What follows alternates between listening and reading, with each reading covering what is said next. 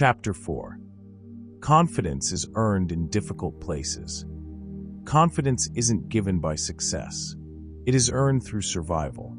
Think about how most people describe confidence. They imagine someone standing on a stage without fear. A business owner who seems certain about every decision. An athlete who performs flawlessly under pressure. A leader who walks into every room with unwavering certainty. From the outside, confidence looks effortless, almost as though some people were simply born with it. But appearances can be deceiving, because what you're witnessing is usually the final chapter of a much longer story. The years of uncertainty don't make the headlines. The failed attempts are rarely celebrated. The sleepless nights remain invisible. The moments of self-doubt happen behind closed doors. What you call confidence was often built one difficult decision at a time. You may not have noticed this before, but confidence is almost never the starting point. It is the result. People wait to feel confident before they act. But confidence was never designed to come first. Action comes first. Experience follows. Then confidence quietly grows in the background. Think back to the first time you drove a car. Every movement demanded your full attention. Checking the mirrors, watching the road, managing the steering wheel, controlling the speed. Everything felt unfamiliar. You probably questioned yourself constantly. What if I make a mistake? What if I don't react quickly enough? What if something goes wrong? You weren't lacking intelligence. You were lacking experience. Now think about driving today. You carry on conversations. You anticipate traffic. You instinctively know when to brake. You don't consciously think about every movement anymore. What changed? The roads didn't become easier. You became more experienced. Experience became confidence. Confidence wasn't a gift. It was earned. Life follows the same pattern. The first difficult conversation feels impossible. The 10th feels manageable. The first presentation creates anxiety. The 50th creates excitement. The first setback feels devastating. The 100th becomes another lesson. Confidence grows because experience changes identity. Not because fear disappears. Because familiarity replaces uncertainty. That realization alone changes how you approach every challenge ahead. Instead of asking, "When will I finally feel confident?" you begin asking, "What experience do I need to earn that confidence?" Those are completely different questions. One waits, the other moves, and movement has always been where confidence is born. Pause for a moment. Think about something that once intimidated you, but now feels ordinary. Maybe it's speaking to strangers. Maybe it's your career. Maybe it's parenting. Maybe it's managing responsibilities that once seemed overwhelming. At one time, you didn't think you could handle it. Now it's simply part of your life. That is evidence. Evidence that confidence is earned, not given. You may not have noticed this before, but your life is already filled with proof that you can grow into things that currently feel impossible. The problem isn't capability. The problem is memory. We remember how uncomfortable the beginning felt, but we forget how many times we've already become comfortable with what once seemed impossible. That forgotten evidence is one reason people underestimate themselves. They keep introducing themselves as beginners, long after they've become experienced. They keep waiting for confidence, even though they've already earned it in dozens of other areas of life. You've survived harder. Let those words settle into your thoughts. You've survived harder. Think about everything life has already asked you to carry. Loss, disappointment, uncertainty, heartbreak, failure, unexpected change. Moments when you thought you couldn't continue. Yet somehow, you did. You found another breath, another step, another reason to keep moving. If you've already survived your hardest seasons, why do you continue believing that today's challenge is beyond your ability? Perhaps it isn't. Perhaps today's obstacle only feels intimidating because it's unfamiliar. and unfamiliarity is often mistaken for impossibility. That is one of the greatest illusions fear ever creates. Fear constantly exaggerates what you have not yet experienced. But experience has a remarkable way of shrinking fear. The first step always appears larger from a distance. Once you begin walking, the mountain somehow becomes climbable. The obstacle becomes understandable. The unknown becomes familiar. Confidence quietly follows behind. And maybe, confidence has been following you much longer than you've realized. The problem is that most people are looking for confidence in the wrong place. They're looking for a feeling. But confidence is not primarily a feeling. It's a memory. It's the memory of every obstacle you've already overcome. Every promise you've kept to yourself. Every challenge you once believed was impossible, but somehow managed to survive. Confidence quietly whispers, "You've done difficult things before." Fear whispers, "But this is different." Confidence answers, "So was everything else the first time." Think about that. Every ability you possess today was once unfamiliar. There was a first day at your job, a first difficult conversation, a first presentation, a first heartbreak, a first major setback, a first moment you had to stand completely on your own. None of those experiences came with confidence. They produced confidence. That is why waiting to feel confident before taking action creates one of the biggest traps in life. The very thing you're waiting for can only be created by doing the thing you're avoiding. It's like waiting to become strong before lifting the weight. The weight creates the strength. Action creates the confidence. You may not have noticed this before, but fear often disguises itself as preparation. People say, "I'm just waiting until I'm ready. I need more time. I need more certainty. I need one more course. I need one more sign." Sometimes preparation is wise, but sometimes preparation quietly becomes procrastination wearing a respectable disguise. There's a difference. Preparation moves you toward action. Procrastination keeps moving the starting line. Ask yourself honestly, have you been preparing or postponing? That question isn't meant to create guilt. It's meant to create awareness, because awareness creates choice. And choice changes direction. You've survived harder. Those words become even more powerful now. Because if you've survived things that once seemed impossible, then perhaps the next step doesn't require more confidence. Perhaps it simply requires remembering who you already are. Here's something fascinating about elite athletes. They don't become mentally strong because competition is easy. They become mentally strong because they repeatedly place themselves in situations that demand growth. Training isn't comfortable. Championships aren't won through comfort. Every practice stretches their limits. Every competition exposes weaknesses. Every defeat becomes information. They don't interpret failure as identity. They interpret it as instruction. That distinction separates extraordinary performers from everyone else. The same principle applies to every area of life. The entrepreneur whose company failed isn't confident because failure never happened. They're confident because failure taught them what success couldn't. The parent raising children isn't confident because every decision is perfect.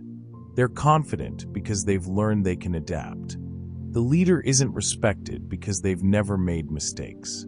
They're respected because they continue making courageous decisions despite uncertainty. Confidence isn't perfection. Confidence is resilience. It's the quiet belief that whatever happens, you'll find a way through it. Pause for a moment. Think about the hardest day you've ever survived. Really think about it. At the time, did you believe you could handle it? Probably not. Yet somehow, here you are, breathing, learning, growing, still moving forward. Now imagine if someone had told the version of you from that day, "One day this experience will become one of the reasons you're so strong." Would you have believed them? Probably not, because pain narrows perspective. It convinces us that today's emotions are tomorrow's reality. But emotions are weather. Identity is climate. Storms come and go. The mountain remains. You are much more like the mountain than the storm. The emotions move through you. The strength remains within you. You've survived harder. That truth deserves to become part of your identity. Not because life won't challenge you again. It will. Not because fear will disappear. It won't. But because every future challenge now meets someone who has already accumulated years of evidence. Evidence of endurance. Evidence of resilience.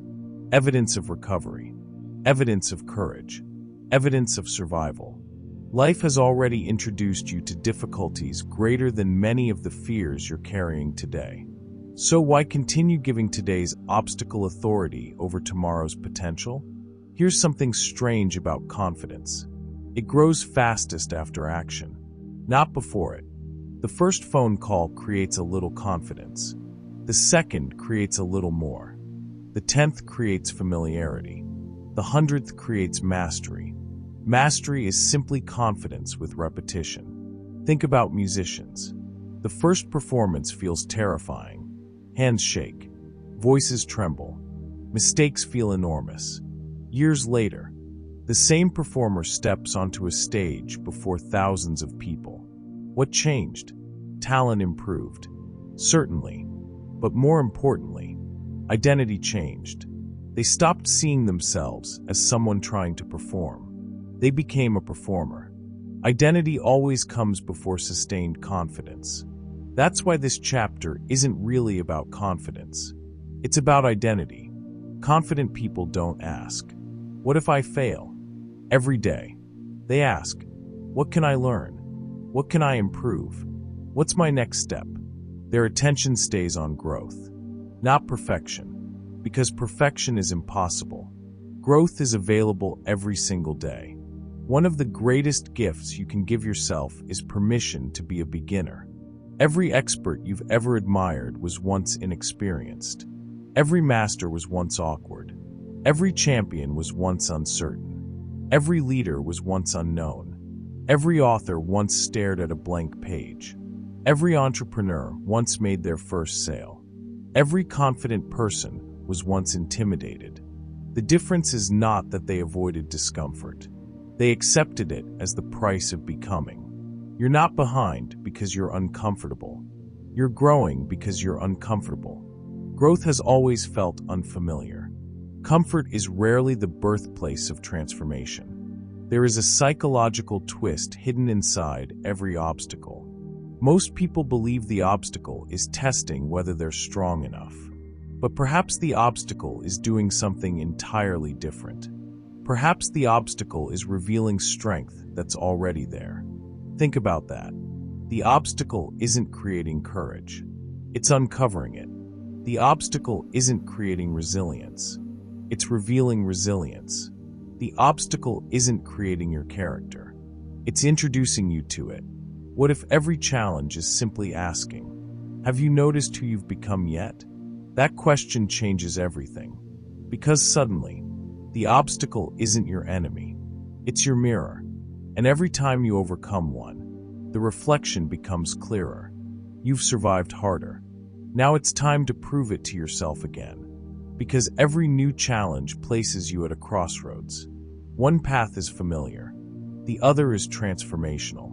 The familiar path says, "I've never done this before." The transformational path says, "Neither had I the last time life asked me to grow."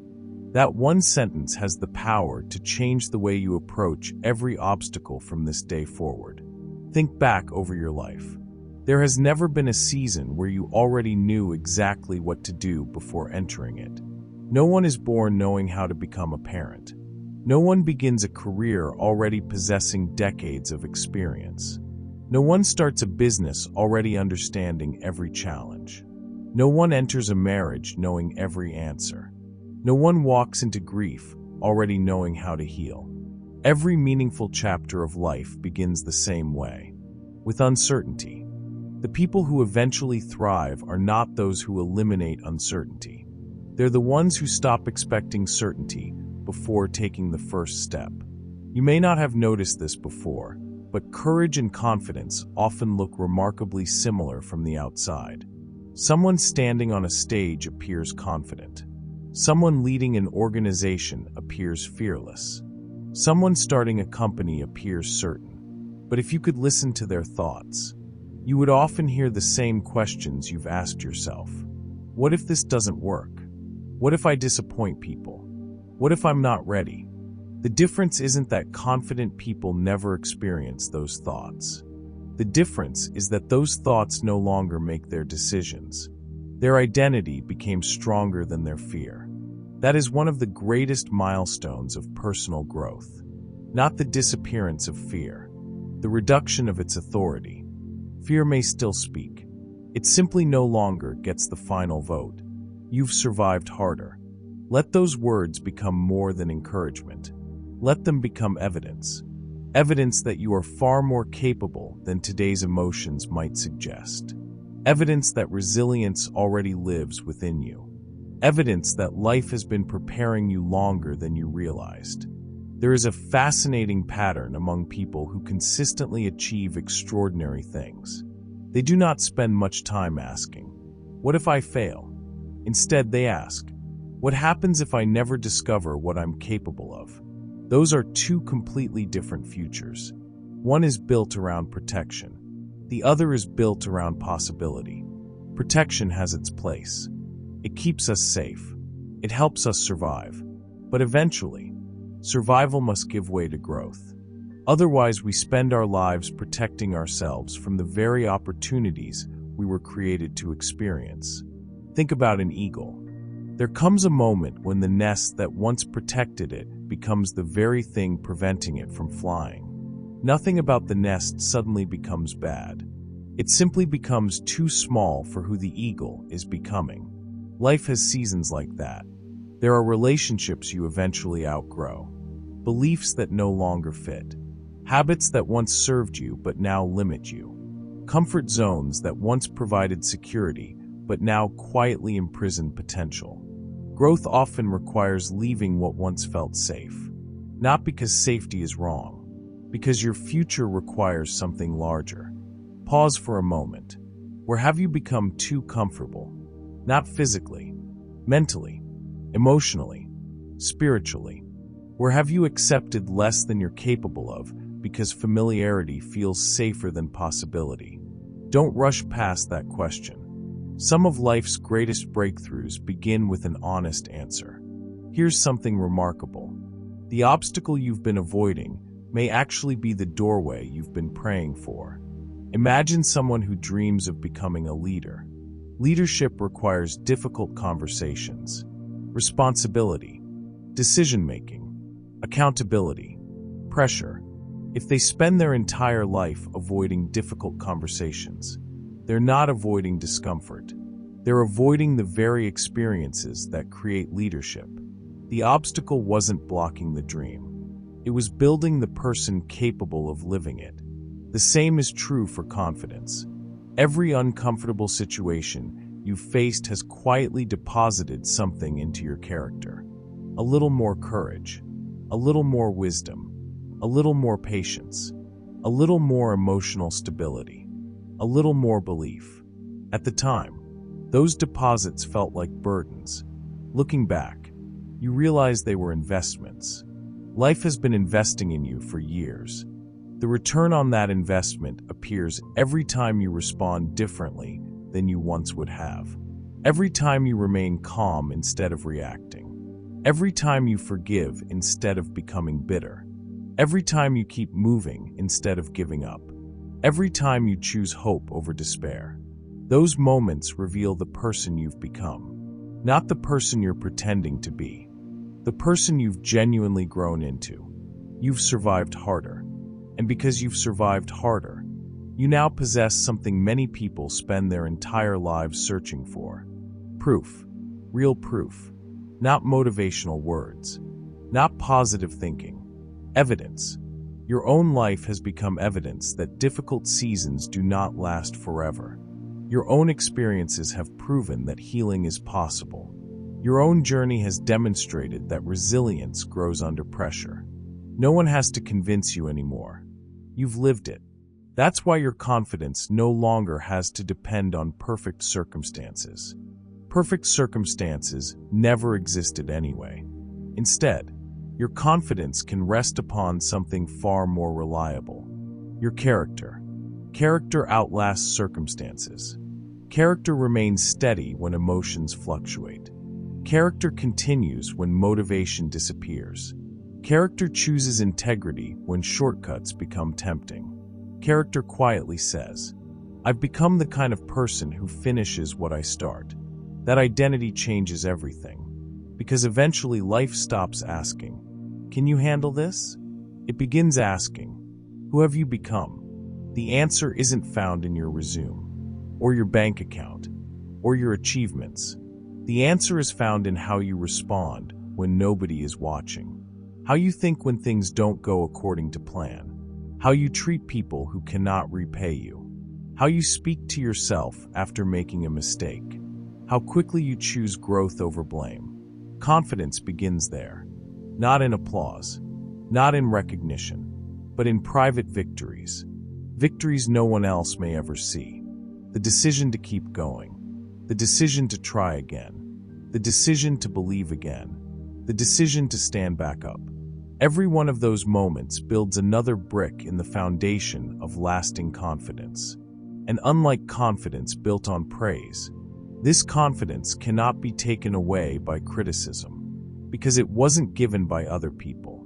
It was earned through your own experience. You've survived harder. One final thought before we move forward. Perhaps the obstacle standing before you today isn't asking whether you're ready. Perhaps it's asking whether you've finally recognized who you already are. Because the person facing today's challenge is no longer the person who faced yesterday's battles. You're wiser, you're calmer, you're stronger, you're more resilient, you're more prepared than you realize. The only thing left is to trust that the obstacle isn't stronger than you.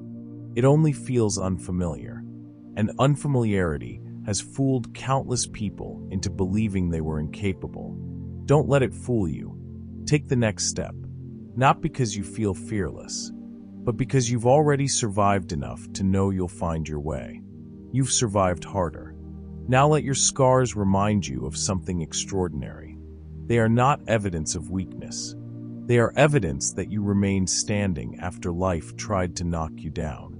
And perhaps those scars have become your greatest qualifications, because people are rarely inspired by perfection. They are inspired by perseverance.